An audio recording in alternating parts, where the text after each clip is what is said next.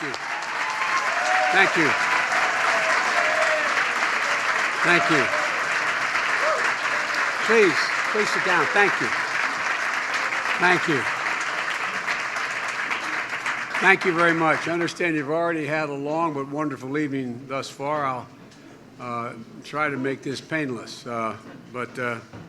First of all, Clarence, thanks for the introduction, and thanks for, and everyone in this room knows I mean it, and they know you mean it. Thanks for standing up, giving hope to an awful lot of kids and adults who wonder. You know, I am Jill's husband, Joe, and I want to thank everyone at the American Institute of Stuttering, especially the dedicated staff and the generous supporters.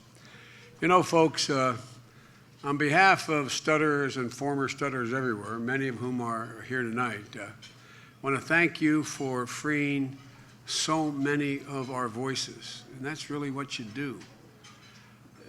You know, every trial endured and weathered in the right spirit makes a soul nobler and stronger than it was before.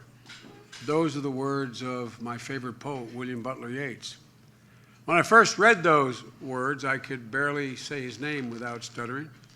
I memorized that quote and read it aloud in front of a mirror. I, like no Horatio Alger story, we lived in a 3-bedroom split-level home with, I had 2 brothers and a sister. And of course, the princess got the 10-by-12 room alone. She is my best friend in the whole world too, by the way, and helped me get through what all of you stutterers know is not an easy time when you're stuttering. I used to stand in front of the mirror with a flashlight.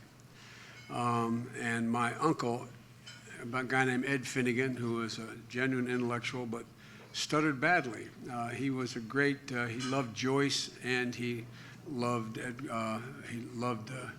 Yeats. And he had a volume of Yeats that sat on the bureau. And we each had 1 drawer in the bureau and a closet. It was plenty, and 2 sets of bunks.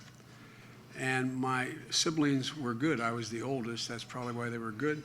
I'd stand in front of the mirror, and I was saying this to Bruce. I used to stutter like some of you very badly. And the thing that I hated the most was I'd contort my face when I stuttered. And I was so ashamed and so embarrassed. And I used to stand in front of the mirror, and it was Yeats and Emerson and meek young men who grow up in libraries. And I'd go through the whole Emerson quote and try to watch my face so that I wouldn't contort it, so I could get a rhythm to try to gain control of how I spoke. Bruce, you memorized plays from the beginning. I wasn't that smart. But Bruce, a lot of people didn't know that I used to stutter and didn't know you used to stutter. I have an admission to make. This organization really very early on, I went to a Catholic boys' school. It was a good school in Claremont, Delaware, and it was taught by the Norbertine priest, and we had a priest named, who was a hell of an athlete. He was 28, I guess, and we were 18, and he was from Green Bay, Wisconsin, was drafted by the Packers and decided to become a priest. And we all admired him, and about 5 years after I left, he left the priesthood and became very involved in the National Stuttering Association. And I was a young senator elected at age 29. And in full disclosure, he asked me if I'd come and speak at one of the association dinners. And I made up an excuse that I couldn't do it. The truth of the matter was I was afraid to do it. Not that I'd be unable to speak, but I was afraid that if people knew I stuttered, they would have thought something was wrong with me. Because for the longest time in the 40s and the 50s and the 60s, there was a lot of debate about whether or not those of us who stuttered suffered from some other problem that caused us to stutter. And like Bruce said, I too thought I was handicapped. I remember to this day how stuttering felt, how dehumanizing, how embarrassing, how much it put into question, in my own mind as well, my capabilities. Thank God I had a mother and a father and a family like Aaron's family and his son has.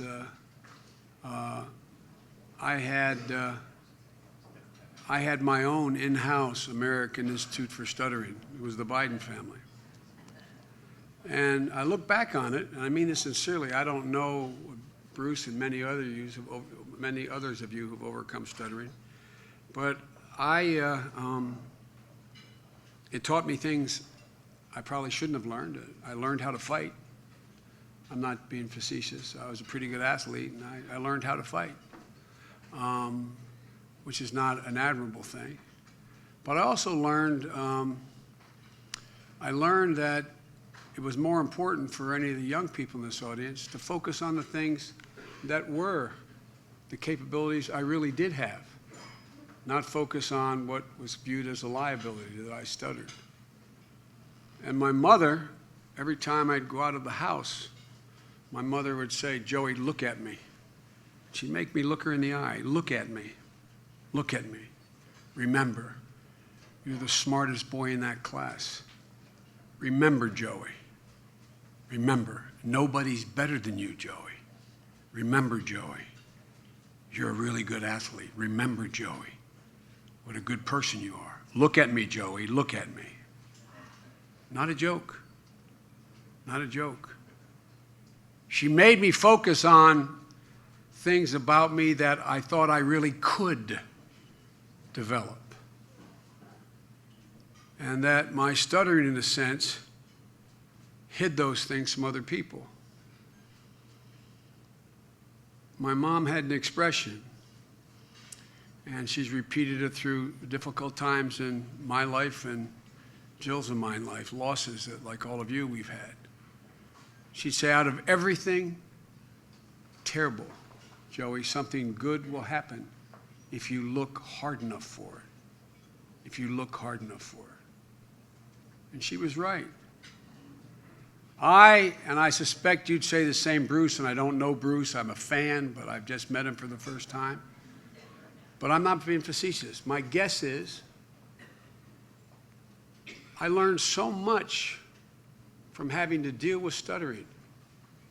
It gave me insight into other people's pain, other people's suffering.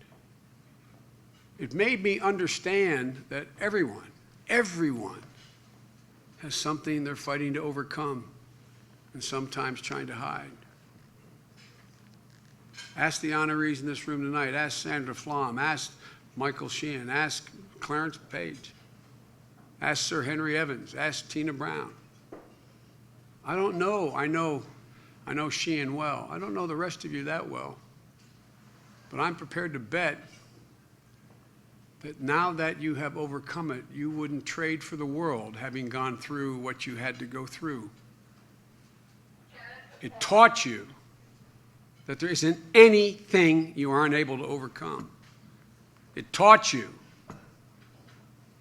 that if you set your mind to it, nothing can bring you down nor humiliate you. It taught you, it gave you insight into both the people who were the bullies and the ones who made fun of you and their inadequacies. And it gave you insight into the people who would look and you could tell. You could see while you were being made fun of in school, you could see the sadness in their eyes, even if they did not want to speak up. It taught me, Clarence will remember this, the president, one of the best lines the president had we were talking about the gridiron dinner a couple years, I guess 4 or 5 years ago, he stood up and he said, "Well, folks," he said, "I'm learning to speak without a teleprompter, and Joe Biden's learning to speak with one."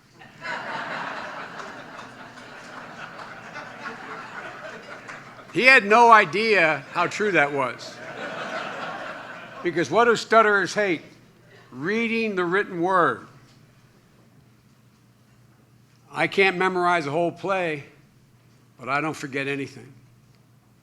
Not a joke. It's taught me to be a fairly good extemporaneous speaker. When you stutter, there's so many gifts that come if you look at them. It taught me to anticipate, and every one of you, what the person you were about to approach, what was on their mind.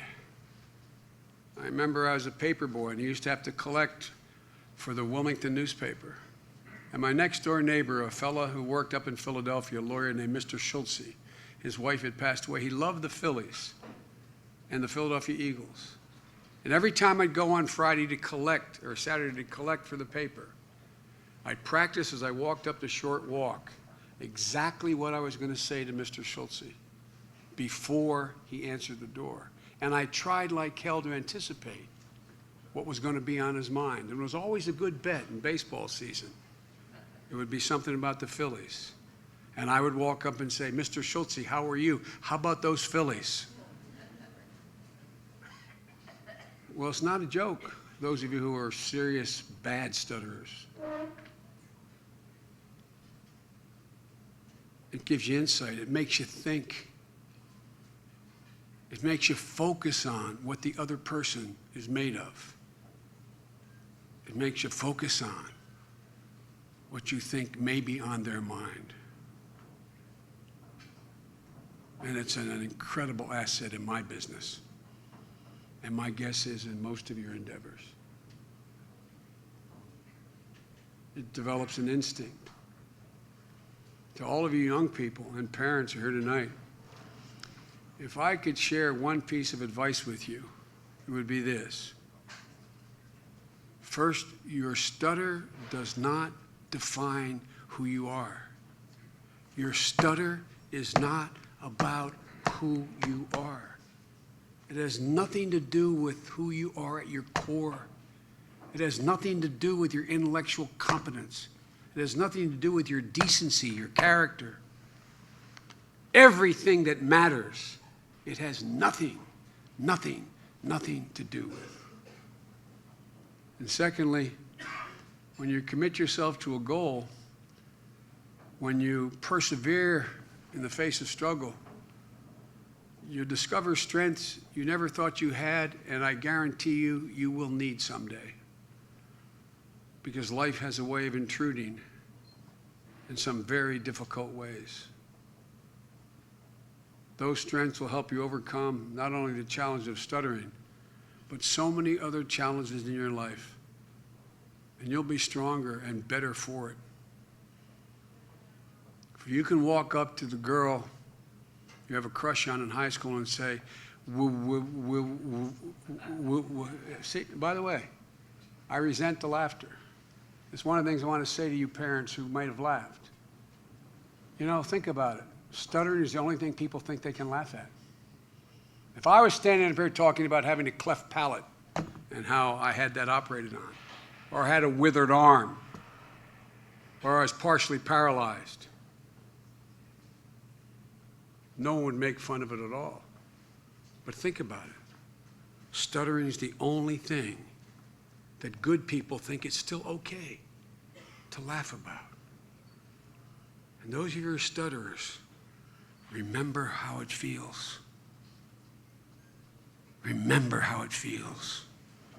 It drags you down in that empty hole in your chest. That feeling of panic you get and then anger. That's why I asked Bruce, they saw Colin Firth, he saw the King's Speech. King's Speech did more to help us stutterers than anything else because it made people who don't stutter understand the pain, the depth of the pain.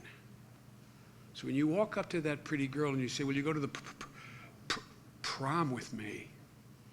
It takes more goddamn darn courage to do that than it does about anything any of you done in your whole life. It takes courage. That's why you kids out there who stutter, My mom used to have an expression. She'd say, bravery lives in every heart, and it will be summoned. It will be summoned. And when it's summoned and you meet it, you're a different person. You're the person who will not be intimidated by an overbearing boss. You will be a person who will not be intimidated to back down from what you believe. You will be a person who will stand their ground. If you can screw up the courage to stand up and just speak. Just speak. That opening scene, you may remember when Colin Firth was standing there as George VI, and he stepped up to the microphone in Wembley Stadium. Jill and I were at the movie, and I could feel the blood drain from my face, and I got hard to swallow. I felt that black hole again. My word, just for a second, I felt it again. And Jill looked over and put her hand and said, "You okay?" I said, "Jill, I hadn't read anything about it." I said, "A stutterer had to have written this play, this movie, because it was too real." And I was right when I spoke to the screenwriter, David Seidler. He told me how he struggled with stuttering, came to see me. Any non-stutterer who saw that movie has now been disabused of the notion that we're not bright, that we're not capable, and it's okay to make a joke about us. Disabused of the notion there's anything humorous about making fun of a stutterer. Neither David nor I have had what you had, the American Institute of Stuttering. The past 13 years, you've focused on helping stutterers overcome more of an affliction than a handicap, focusing your efforts not just on the stutterer, but on the whole family. It's tough for families who never had a stutterer because they're not sure what to do. Most families, if they have 3 children and one is a stutterer and never knew a stutterer, they try to finish every sentence for the stutterer. They think it helps somehow. It does nothing but hurt because it communicates back, I guess Mom's ashamed of me. Wants to cut this off real quick. The work you do is both necessary and important. It's both compassionate and cutting edge. You've given voice to so many who struggle daily to find their own voice. You've made thousands who suffer from the affliction realize that it can be overcome, it can be improved, they're not alone, that with the support of people around them, their deepest fears can be conquered, and their voices can be heard. They might not decide that they can go into the movies on stage or run for high public office or be a national columnist, but they will decide they can be whatever they want to be. So on behalf of stutterers and former stutterers everywhere, some of you are sitting in the room right now, I want to say thank you. And let me say it again. In retrospect, and I mean this sincerely, my word is abiding, the best thing that ever happened to me is that I stuttered badly, that I used to get made fun of, that I know what it feels like to be humiliated. My brothers and sister, my sons and our sons and daughter, our grandchildren, never, never, never, never, never make fun of anyone. In our household, there's a clear rule. You are never allowed to say anything to anyone in anger that is true. Sounds strange. But if the person is obese and overweight, you're never allowed to call them fat. You can say you're stupid in a fight. I think I'm joking, because you can't cut to the quick. It's unfair to go to the heart of something somebody can't control. It's indecent. It's immoral. It's wrong. And so,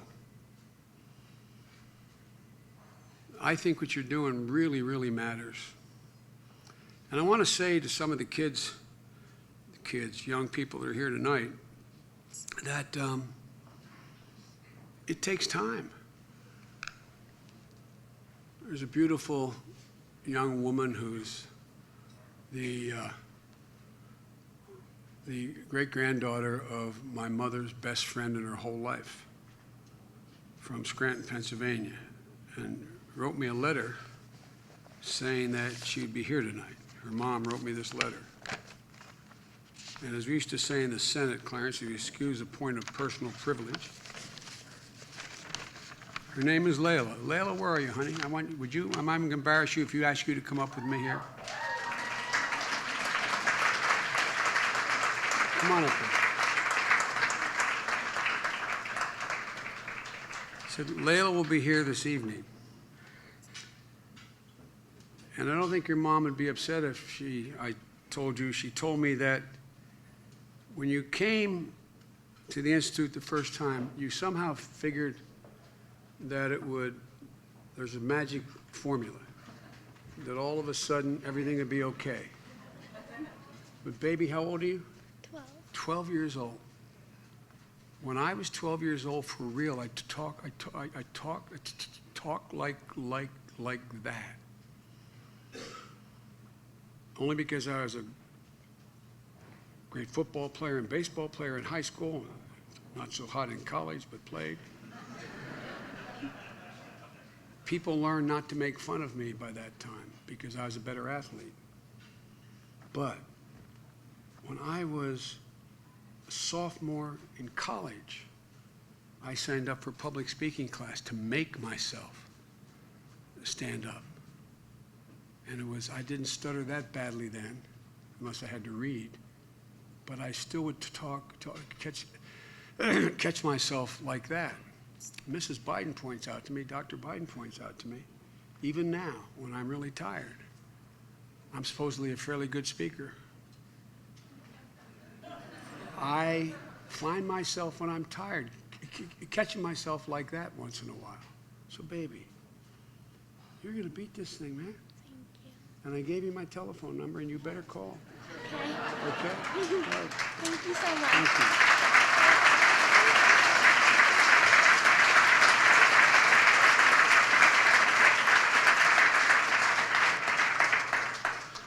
Bruce, I committed the same sin you said you committed. He said he had to prepare a speech, then he started talking. Because you can't, if you've been through it, it's hard not to. It's hard not to remember. It's hard not to remember what so many kids are going through. I know this won't take away the pain, but I promise you, you have nothing to be ashamed of, and every reason to be proud. You're all stronger and nobler souls for having confronted stuttering head on. And you will overcome it, I promise you. You still may find yourself pausing and not getting it right all the time. But you will find it will not be the impediment that keeps you from realizing your dreams. So all I have to say to you is, never give up. Never give up. And never let it define you. And I promise you, you'll be stronger adults and better people for it. God bless you all, and may God protect our church. Am I supposed to ask Bruce to come up?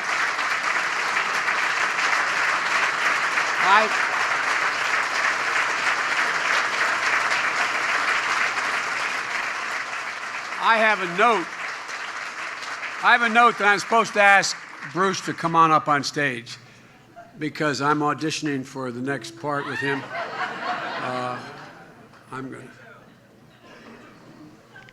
I'm not sure what the hell we're doing, Bruce, but I ask you to call you up.